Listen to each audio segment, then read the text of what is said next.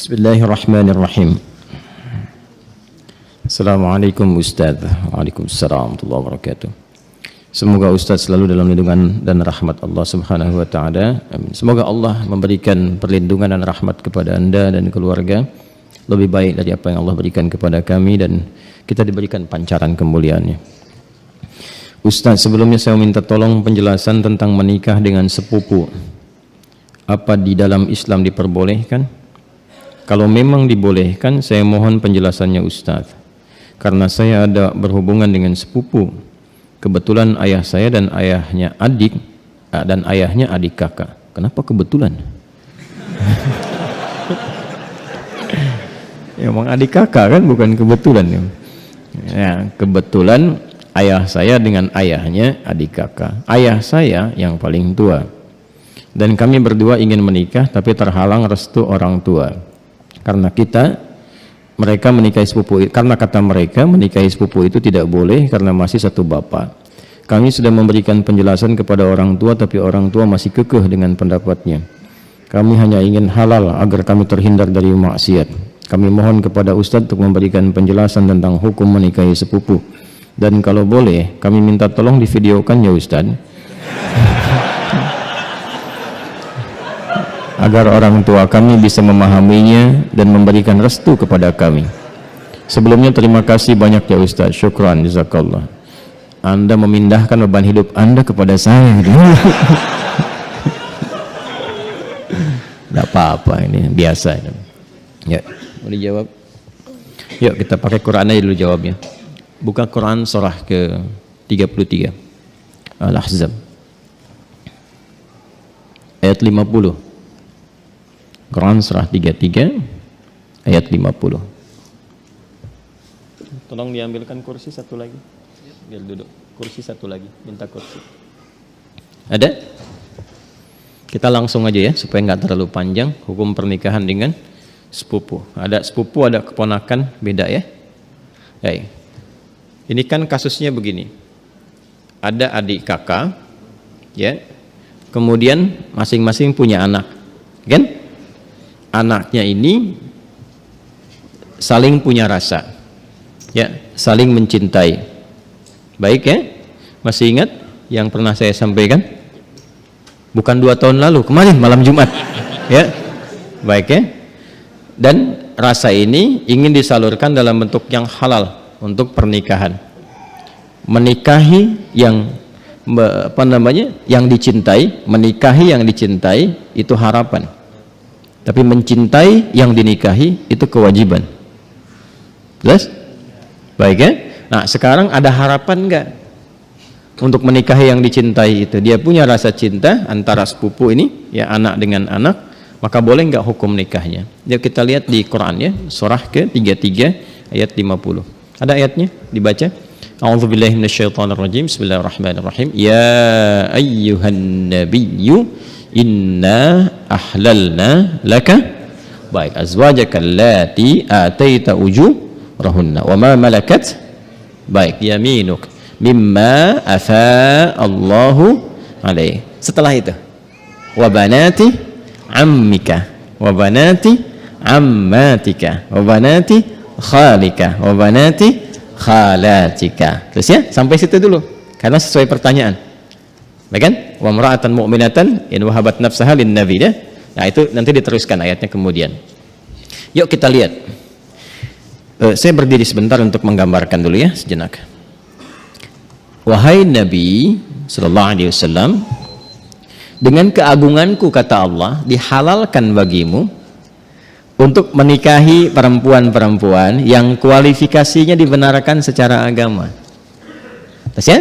Sepanjang engkau siapkan pula, ya, mahar yang engkau siapkan, kemudian juga dibolehkan dengan kualifikasi-kualifikasi tertentu. Jadi dalam pernikahan itu ada yang tidak diperkenankan menikah, ada yang dibolehkan menikah. Nanti yang tidak diperkenankan diantaranya di ayat ke-23 surah keempat itu, surah An-Nisa ayat 23. Ayo yang jomblo fisabilillah tuh dituliskan dulu itu. Ya, ada berapa kualifikasi itu, nanti kalau cari-cari jodoh jangan memaksa pada yang itu, Ya, itu yang tidak boleh. Hurrimat 'alaikum ummahatukum. Ibumu nggak boleh. Ya kan? Kemudian juga saudarimu nggak boleh. Ya kan? Nanti ada kualifikasinya sampai dengan yang ke bawahnya, ya. Atau kurang lebih ada 11 yang disebutkan di situ.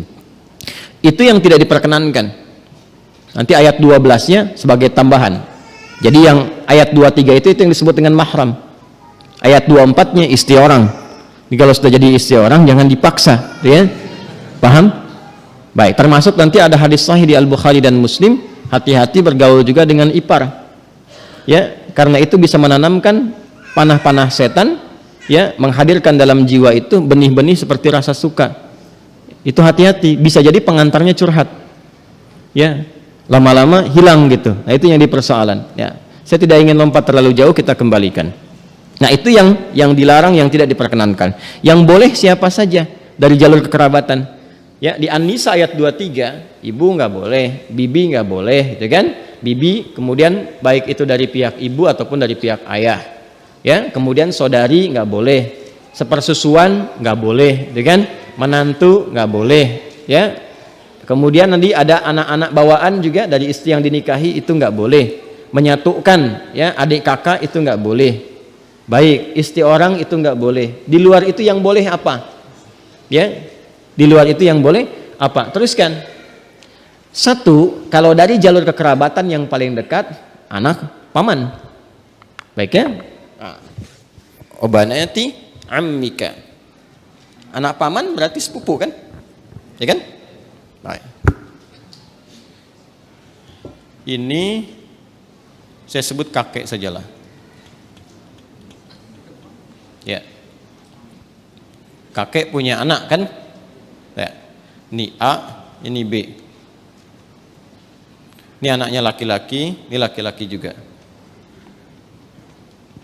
Oke? Sudah. Ini ayah lah ya, untuk memudahkan. Ini bapak.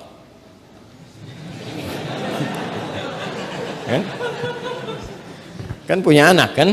Berarti jadi ayah. Itu punya anak berarti bapak. A-nya apa? Ayah. B-nya bapak. Jelas? Nah, ini punya anak. Baik ya. Ini X. Yang ini ya kan? Ini Y. Baik. Yang ini perempuan Y. Yeti misalnya kan? Ya. Ini Safi. Ya. Kalau dia punya anak beberapa, misalnya Safi, Messi, misalnya siapa lagi ke bawah, misal. Laki-laki, ini perempuan. Nah, ini sepupuan kan? Ini kan? Ya, halo? Ini dengan ini sepupu ya? Baik. Nah, ini Yeti dengan Safi ada rasa saling mencintai. Ingat, mencintai dengan menyukai itu berbeda. Suka, semua bisa disukai, tapi tidak setiap yang disukai itu harus mencintai. Jelas ya? Baik. Sama dengan begini, tak kenal maka tak bukan ta'aruf. Ya. Karena tidak harus yang dikenali itu disayangi. Anda kenal istri tetangga, apakah harus sayang padanya? Tidak kan? Paham ya? Baik. Jadi kenal itu tidak harus sayang. Halo, paham? Nah, tapi kita menyukai siapapun harus suka dalam konteks kebaikan. Tapi tidak selalu yang disukai itu harus dicintai. Cinta itu diikat dengan nilai-nilai yang baik. Karena itu bagus pertanyaannya. Ingin tahu rambu-rambu agama supaya tidak keluar dari nilai-nilai itu, supaya tidak masuk dalam jerat-jerat setan. Apa hukumnya kemudian kalau ini ingin menikah dengan ini? Ini ada anak paman nih. Ini kan kesini paman kan? Ya kan? Ini ada anak pamannya nih, anak pamannya. Apa hukumnya kalau saya ingin menikah dengan anak paman? Maka dijawablah kemudian di Al-Ahzab tadi di ayat yang ke-50. Wa banati ammika wa banati ammatika. Ya, wa banati khalika wa banati khalatika. Am itu paman dari ayah. Khal paman dari ibu. Ammah, ammatun, ya, itu bibi dari ayah. Jadi ayah misalnya punya saudari perempuan, bibi kan? Ya. Baik, ibu kan punya juga ya, saudari ya. Nah, dari ibu itu disebut dengan khalun dan khalatun, dari ayah disebut ammun dan ammatun. Jelas? Baik. Jadi hukumnya kalau ingin menikah antar sepupu boleh-boleh saja karena ini bukan mahram. Ya. Jelas? Sampai sini boleh. Kalau ditanya apakah boleh menikah antar sepupu? Boleh. Sepanjang tidak ada sebab-sebab lain yang mengharamkan itu. Apa sebab-sebab yang lain? Ini hukum asalnya boleh. Tapi nanti ada sebab-sebab lain yang menjadikan terlarang. Misal, ini hukum asal boleh, tapi ternyata ibunya Safi misalnya saat Safi lahir, ASInya macet. Maka minta kepada ibunya Yeti untuk bisa di-share ASInya. Ya kan? Halo? Ada yang salah? Huh? Share, like, and comment, ya kan? Baik. Kalau ini kemudian mendapatkan ASI yang sama dari ibunya Yeti, ya, sini ada ibu misalnya, jadi saudari atau saudara sepersusuan, dia walaupun sama-sama sepupu tidak menjadikan keduanya boleh menikah karena ada hubungan mahram birradha'ah. Tapi kalau di luar itu aman misalnya, bukan saudara atau saudari sepersusuan dan tidak ada faktor-faktor lain yang menjadikan ini terhambat, maka boleh-boleh saja, tidak ada masalah di situ. Jelas? Sekalipun ada kebolehan, tapi tetap ditempuh dengan cara yang terhormat. Ya, jadi tidak boleh misalnya kawin lari, capek, sambil lari nikah gitu kan? Tidak, jangan. Tetap sekarang cari cara untuk memahamkan dengan cara yang baik dan bermohon kepada Allah. Kalau memang diniatkan ibadah, niat ibadah dengan cara yang benar, dengan cara yang baik, sifatnya nanti akan dibimbing oleh Allah dengan cara yang baik. Ada doanya. Untuk melembutkan hati orang tua misalnya, ditampakkan nilai-nilai kebaikan. Jadi kalau ada penolakan dengan karakter, dibalas dulu dengan akhlak. Biasanya akhlak itu melembutkan hati. Ya, Anda misalnya datang kepada ibu, ibu nolak, nggak usah yang itulah, cari yang lain misalnya kan. Dan Anda merasa itu baik buat Anda misalnya, taat dulu aja pada ibu, jangan dibantah dulu. Nggak usah pakai tapi walaupun meskipun, udah. Ya, taati saja dulu. Begitu Anda taati baik, lalu tampakkan nilai-nilai kebaikan, doa sampai lembut hatinya. Ya, demikian calon pasangan juga nanti mendoakan juga, memberikan akhlak yang baik. Ketika kelembutan itu ada, maka cara kita kemudian berkomunikasi akan berbeda dan hasilnya tidak sama dengan yang pertama.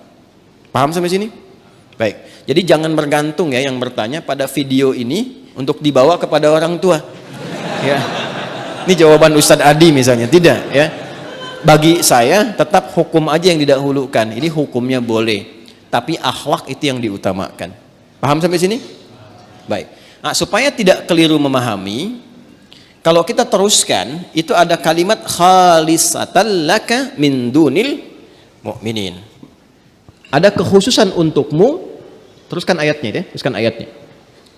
Yang berlaku khusus selain bagi orang-orang beriman yang lain dari kalangan umatmu. Itu yang dimaksudkan itu yang sebelum ayat itu, yaitu setiap perempuan yang menyerahkan dirinya untuk dinikahi. Itu kekhususan bagi Nabi SAW.